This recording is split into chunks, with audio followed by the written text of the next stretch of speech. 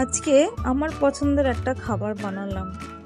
রোজ রোজ ভাত রুটি আমার খেতেও ইচ্ছা করছিল না, বানাতেও ইচ্ছা করছিল না।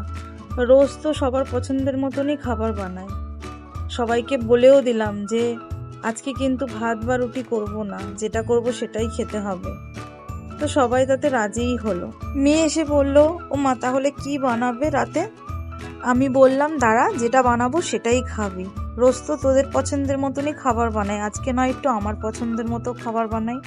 আমার মেয়ে একটু বুঝতে পারলো। আমার মেয়ে জানে এটা আমি খুবই ভালোবাসি, আমি ছোটোর থেকে এটা খেতে ভীষণ ভালোবাসি। তো এটা সবার জন্যই বানালাম বাড়ির।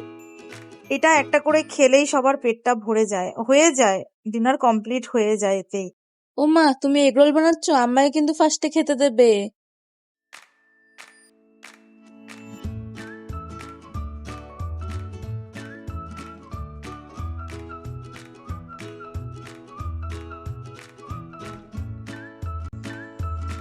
খুব ভালো, খুব ভালো।